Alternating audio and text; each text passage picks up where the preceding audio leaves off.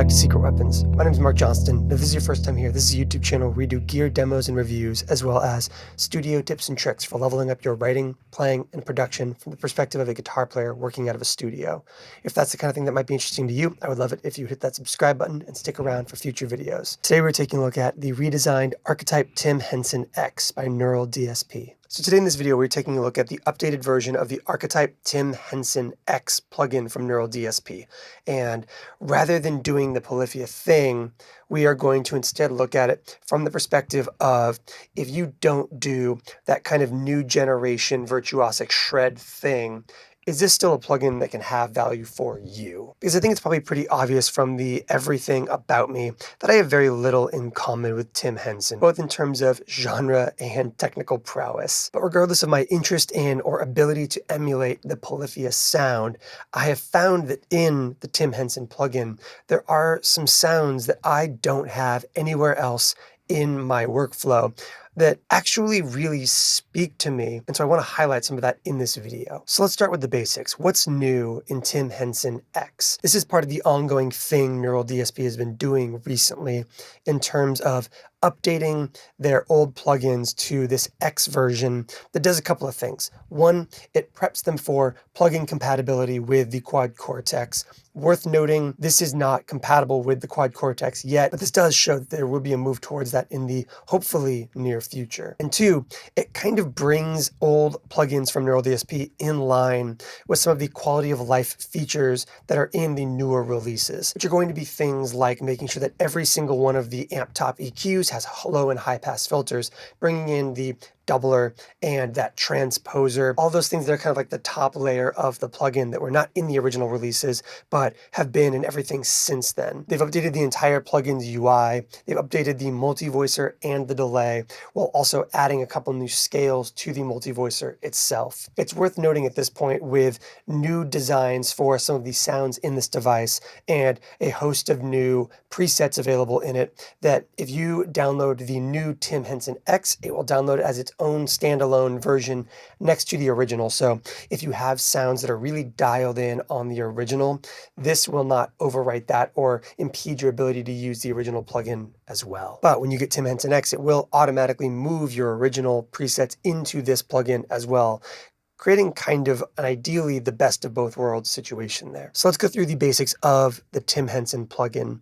You have 3 Stompboxes at the outset, a boost pedal with high and low EQ controls, a really responsive and simple to use compressor, and an overdrive. From there you go into 3 amplifiers, and this is kind of the first point at which I want to point out why I think that this plugin might be worth looking into, even if you are not somebody who's trying to do the Polyphia sound. And that's because you have 3 very, very different amplifiers in this plugin. You have the lead amplifier, which is going to be your highest gain, your thickest sounding, and it's going to be the thing that we heard a lot of on that intro track for all of our high gain moments in that song. You're then going to have your rhythm amplifier, which is very clean, very warm, less low end, a little bit more bright and responsive, and can go from warm and mellow to kind of bright and snappy, a really great clean amplifier. And the third, you have this really fascinating black amplifier in it, which is essentially just Tim Henson's like studio chain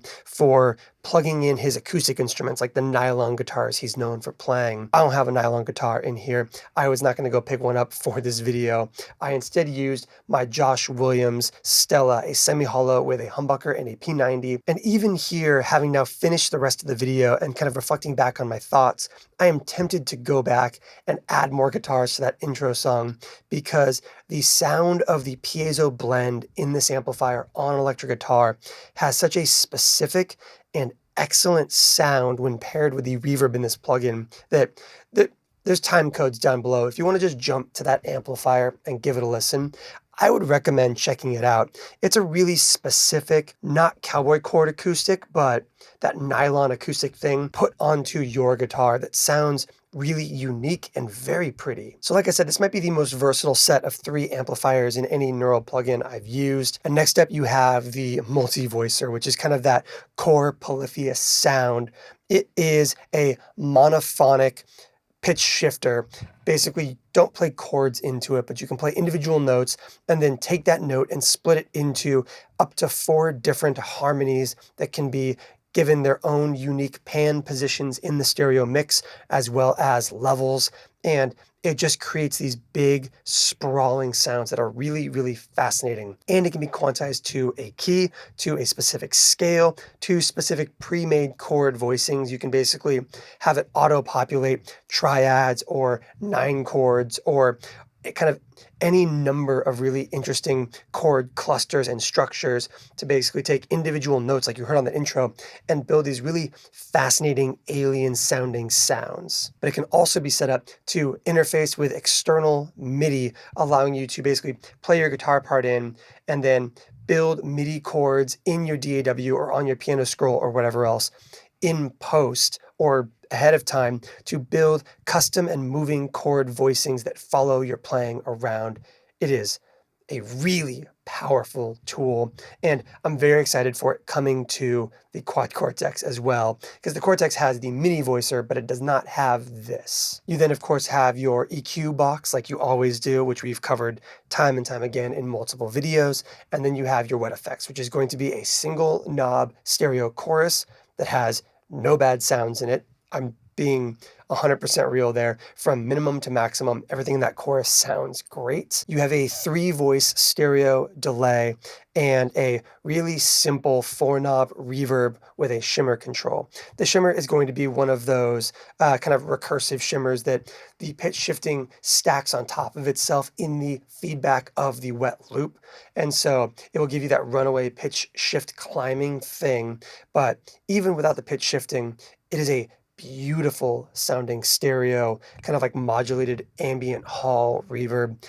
It sounds great. Like I said earlier, it sounds really, really good with that acoustic amp in particular, but it sounds great across the board. It stays out of the way if you're playing really effectively, and it's just very pretty. So this is a really interesting plugin. If you're into the Tim Henson sound, this is a must buy. And even if you're not, I think you might want to at least listen to it and see what is on display here, because there are some tools in here that will change up the way you build guitar tones in a way that I think is really kind of compelling. So let's get to our sound samples and let's give Archetype Tim Henson X a listen. Because Archetype Tim Henson has been out for a while, as we take a look at the X, we're not going to go incredibly deep on every single component here.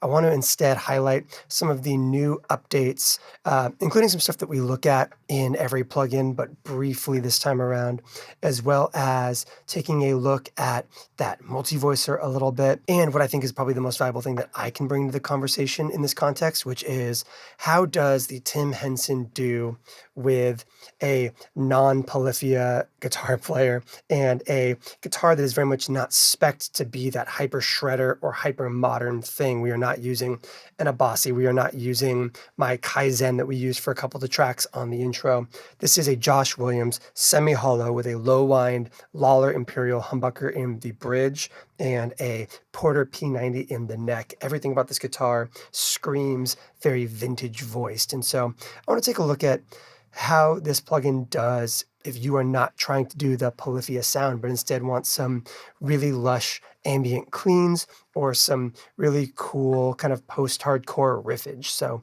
let's go ahead and give things a listen. Let's start by taking a look at the 3 amplifiers in here and how much kind of like voicing and gain there is on each.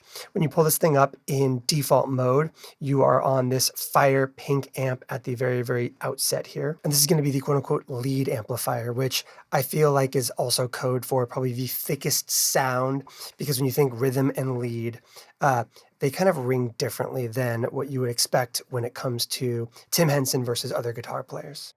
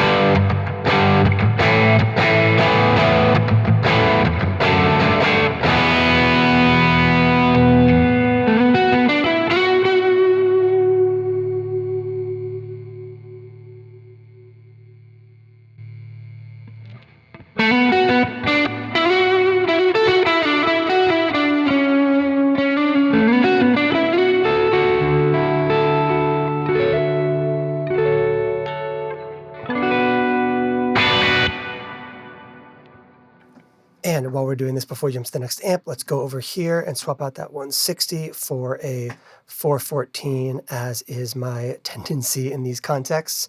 And one of the great updates is we have those rooms now. So let's send a little bit to a room mic.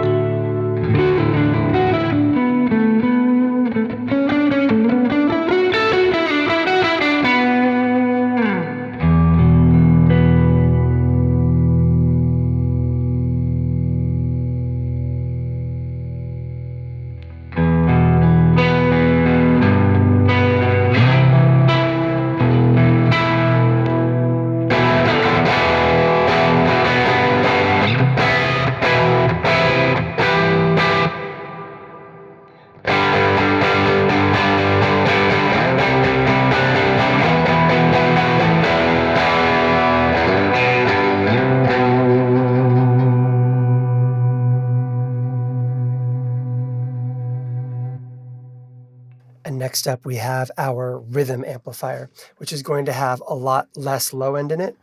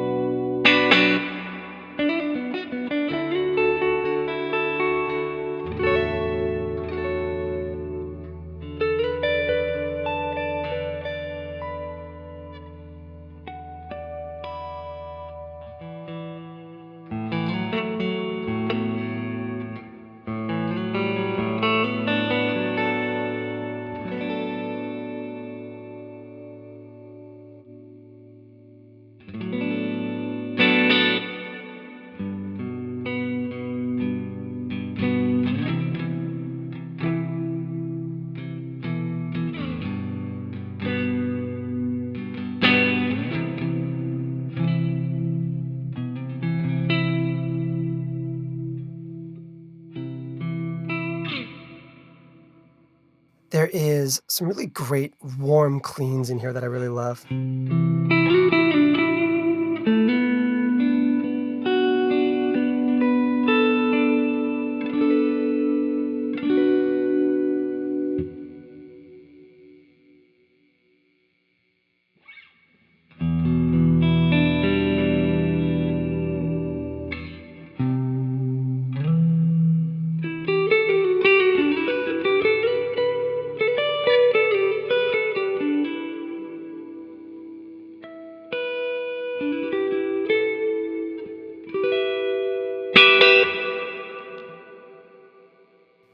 Pretty simple, pretty straightforward.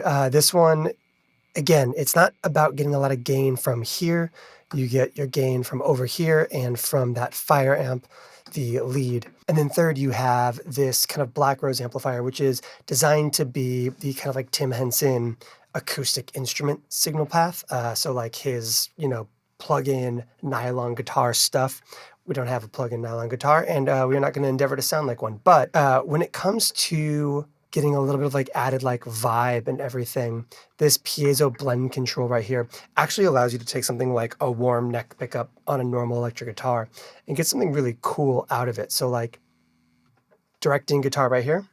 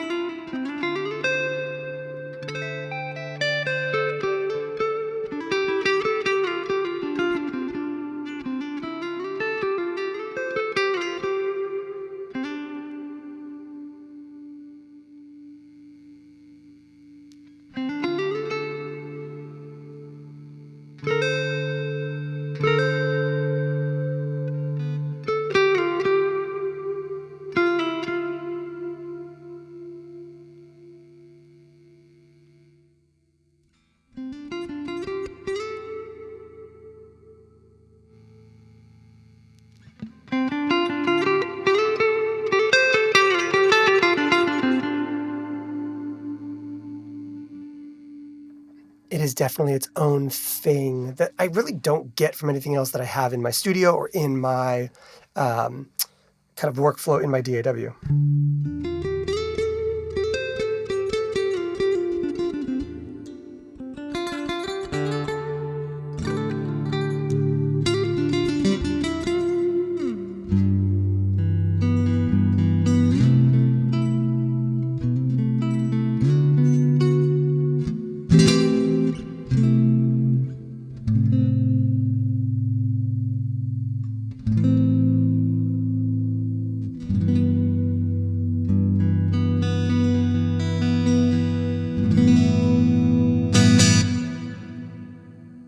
Like I said, it's not the kind of thing that you're going to get like campfire chords in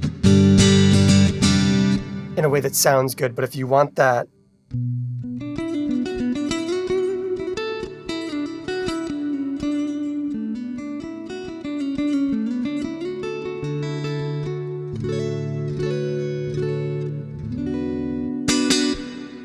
it is incredibly cool. Let's go ahead and pull up some of the Stompboxes while we're in this mode, actually, just to kind of like go a little bit left with this. And let's start by turning on that compressor, just to really lean in hard on this sound. And let's have it set a little bit slow.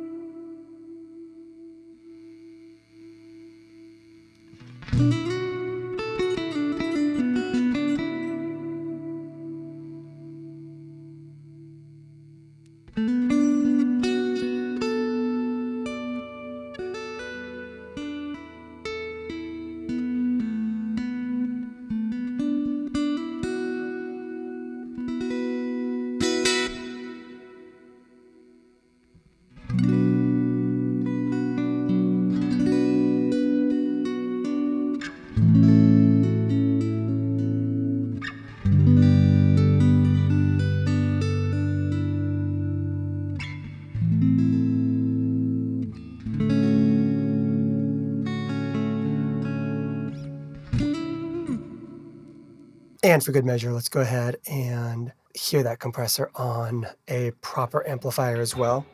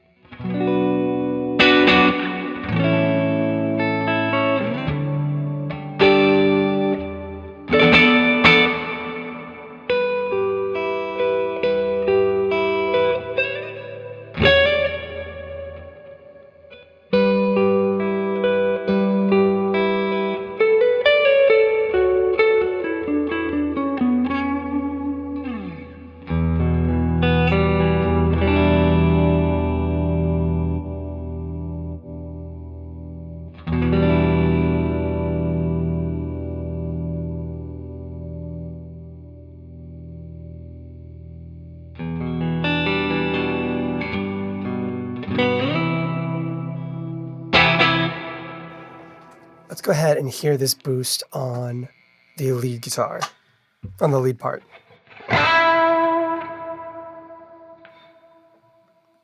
And kind of juice it a little bit more.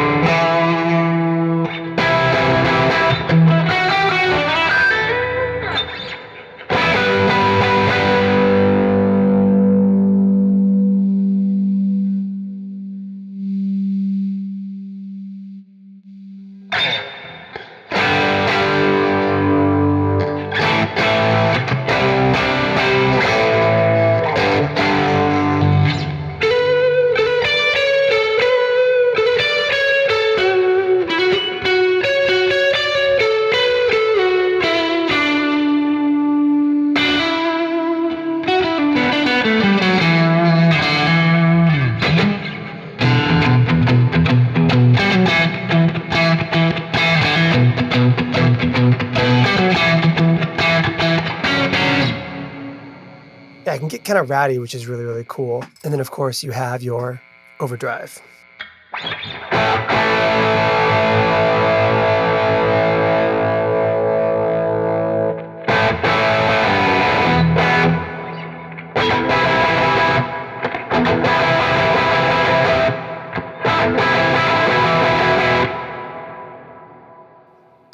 Jump over to our amp, make sure we've got our volume. Let's go to our cabinets, and let's go, instead of a 414, let's put a 57 on there, right smack on the cone.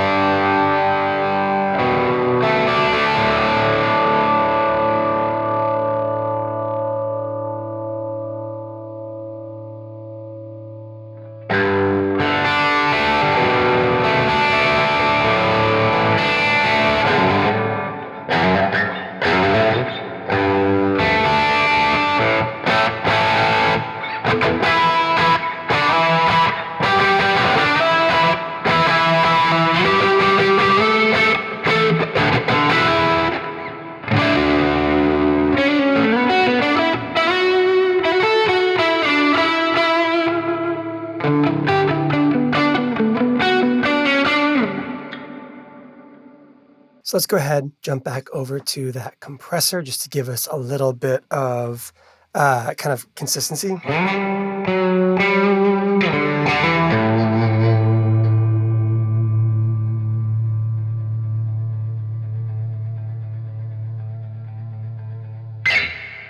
And then jump over back to this like really nice, mellow, clean section.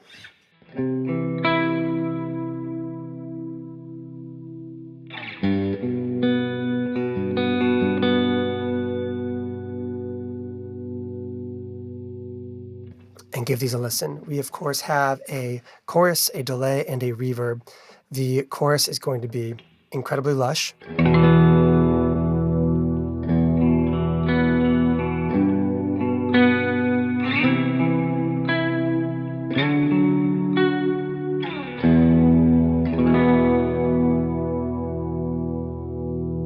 Single knob.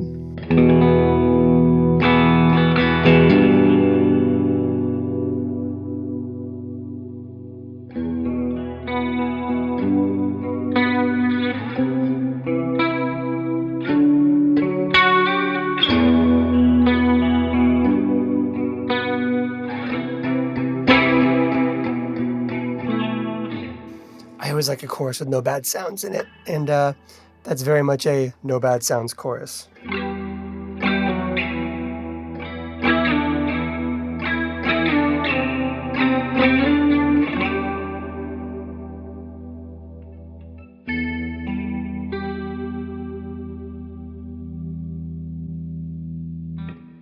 You have a delay that has kind of some of the conventional neural DSP things, high, low pass filters, the ability to tap in, have it be connected to the app or the DAW that you are in, or a freeform mode where this time goes from being a subdivision to milliseconds, as you'll see here.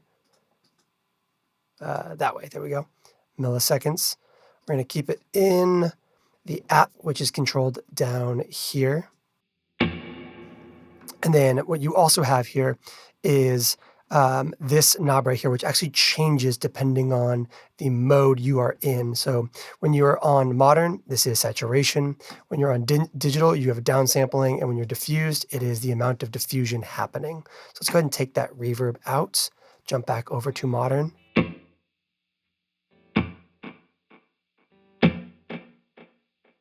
So very clean, low saturation.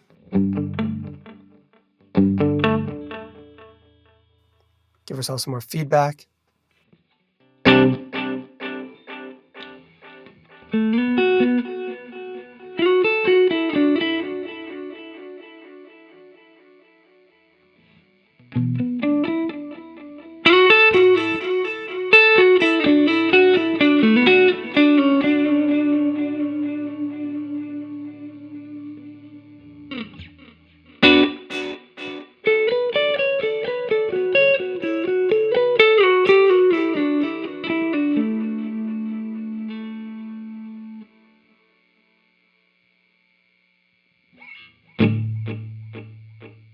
And ping pong.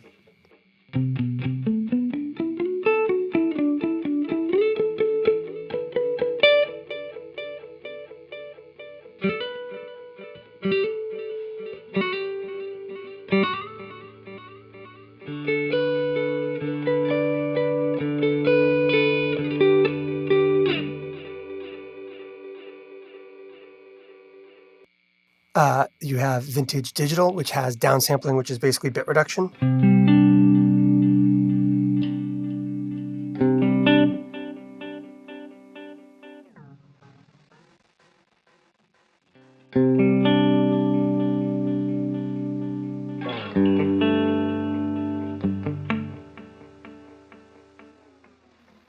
I do like the downsampling changes the time of what's in the buffer, but not the actual time itself.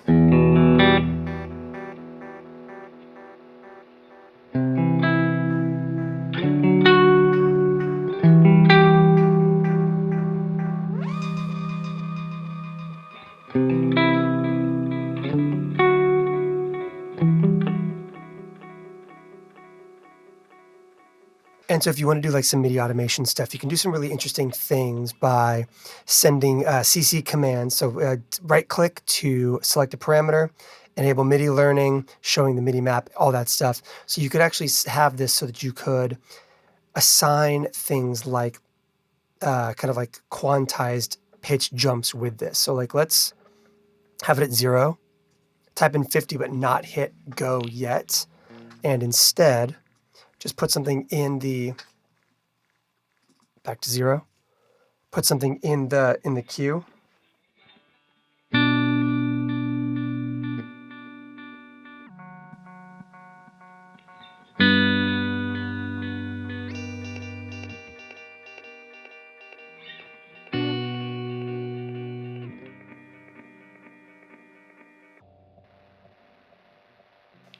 So yeah, you could actually like write some like MIDI automation stuff into your DAW and create some really cool stuff by messing with that. And then finally, we have diffused. It's going to do what you think it does.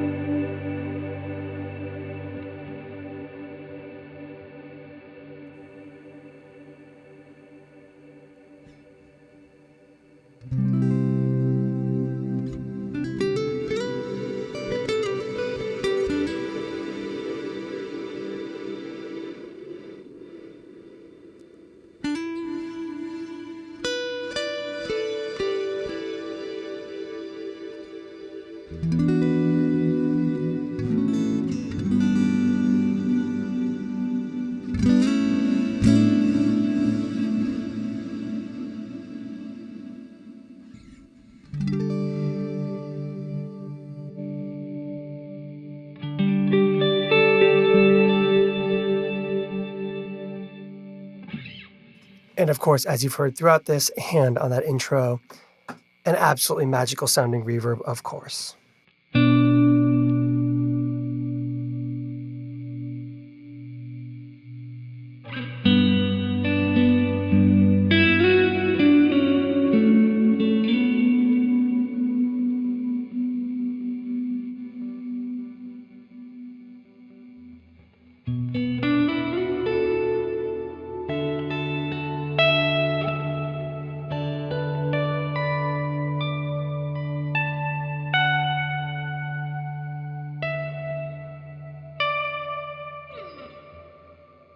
That, of course, has a shimmer that is a little bit regenerative.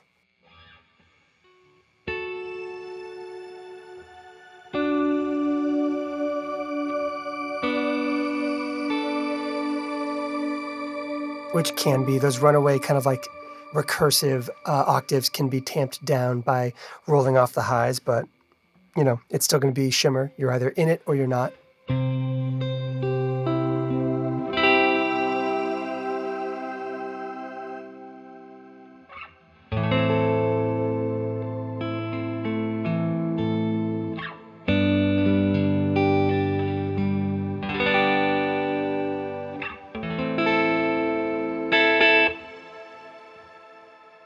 Let's bring that reverb back to a comfortable place, and let's go ahead and jump over to our Multivoicer. So this is a, for those of you not in the know, this is kind of like where that polyphia sound comes from in many, many ways. That and obviously compression. But you have this thing, which is a monophonic, basically multi-timbral harmonizer. So it's not just an octaver. You can select specific intervals linked to a key. Let's go ahead and play in D for now, D major. You can adjust your tuning. You can quantize the notes, which we will. And then you can also select chord voicings to kind of automatically pull specific intervals. So again, monophonic, but like multi-timbral. So it spits out multiple harmonies, but it will not track multiple notes going in. So, for example,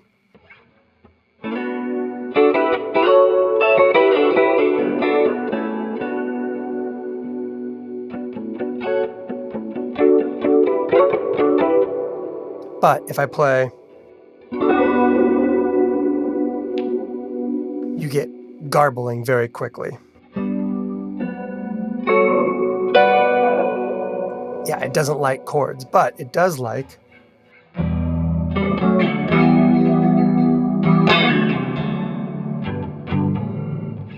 it also doesn't like when you randomly go to the key of G instead.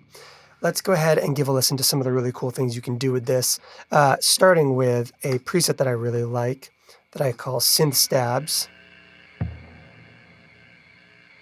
where we basically just have a fifth and a tenth, and it gives you what you heard on that intro track, as well as the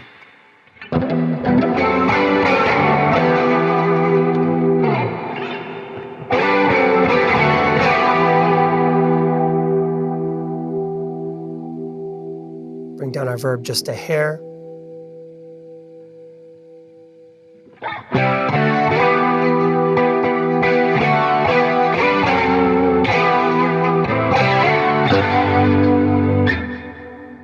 And what's really cool about this is like palm muting can be really, really effective in this context. Things like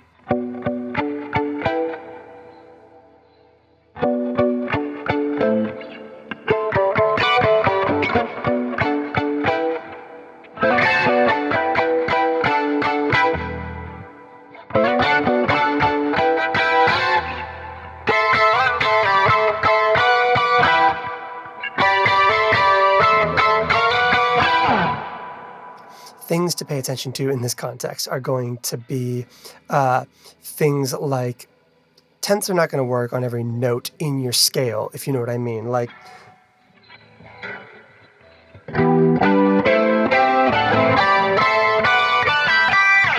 those all sound good, but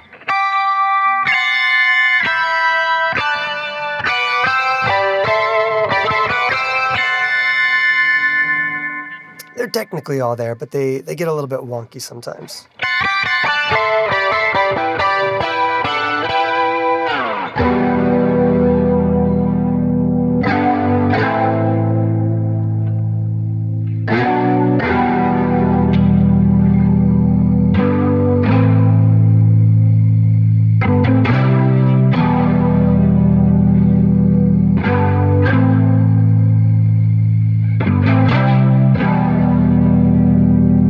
gate back on just so that we're protecting ourselves a bit.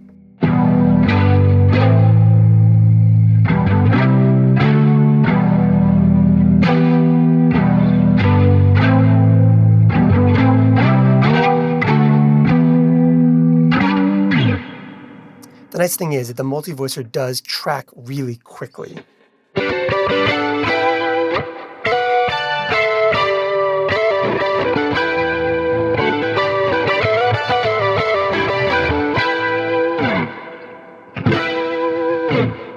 And can be quantized in case you're bending stuff a little bit out of pitch.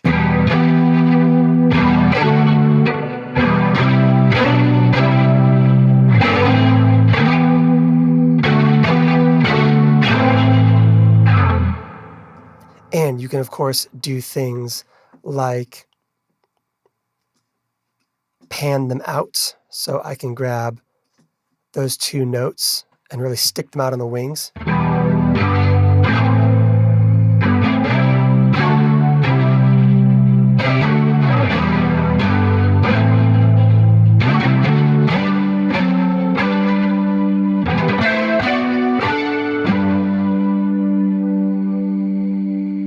Or drag them, change their levels, change their pitch positions, or their panning positions.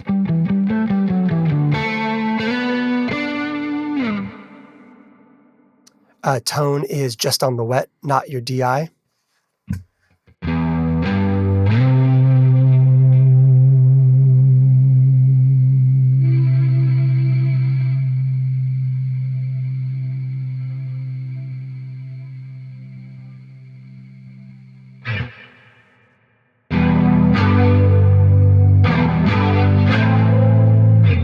And of course, you can do things like take that DI out altogether. And let's go ahead and bring that fourth voice in, but bring it as an octave below.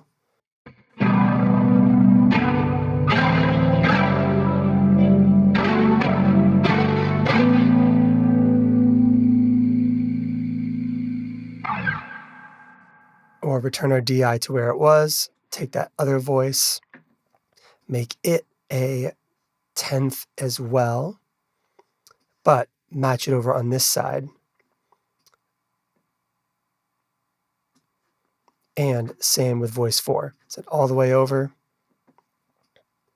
and have that be your 5th for this side. And now you should have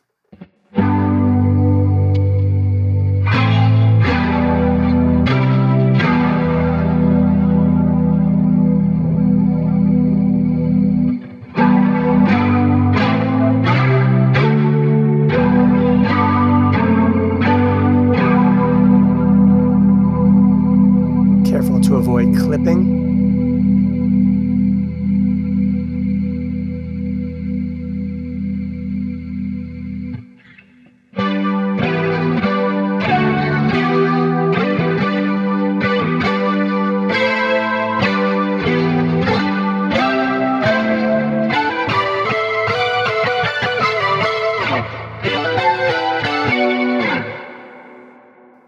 And of course, you can also do things like grab pre-made chord clusters, but have them be panned out. Like basically the panning levels that you wanted.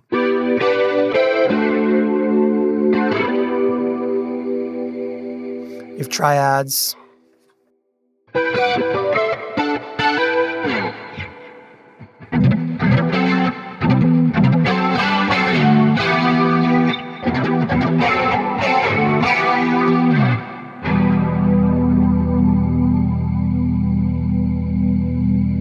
Straight up just power chords, if that's the kind of thing that you're into. Let's center, or at least move them back closer to center.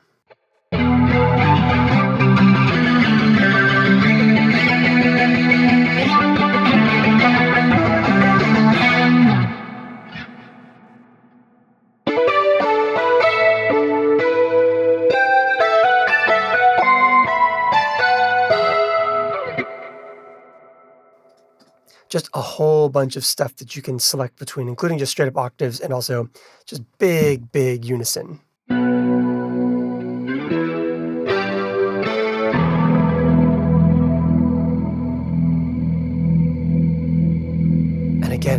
Let's go to that rose. Give it some vibe, give it some presence, give it that kind of like really big, beautiful thing. Crank that reverb.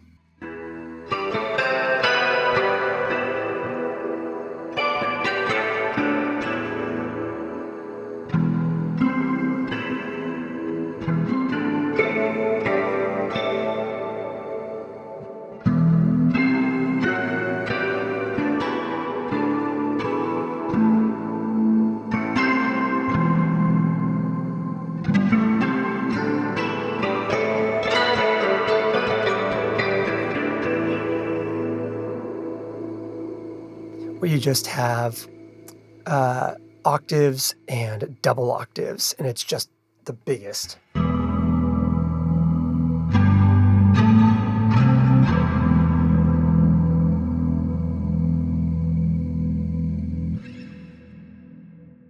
Beyond that, you have a bunch of the normal neural DSP quality of life improvements, sizes for the plugin, as well as the ability to drag to resize, which is quite nice. We've been living in that kind of like maximum size anyways. You've got your transposer. So you can do your baritone thing if you want. And unlike the Multivoicer, this is polyphonic and tracks really well.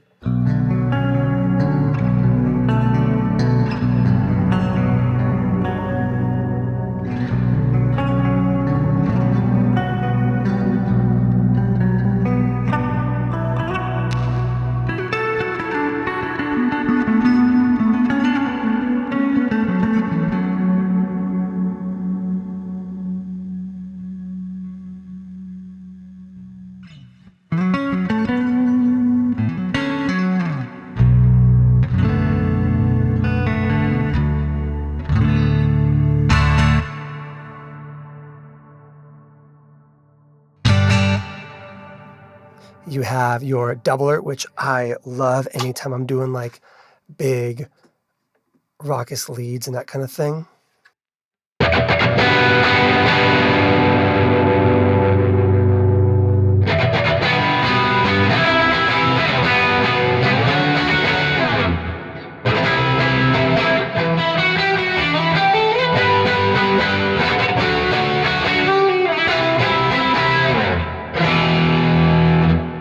Which is quite nice. And you've got your EQ box here with the addition of low and high pass filters as well, which is great because you kind of always should leave it like this unless you're doing really big synthy things, because it just kind of like smooths out.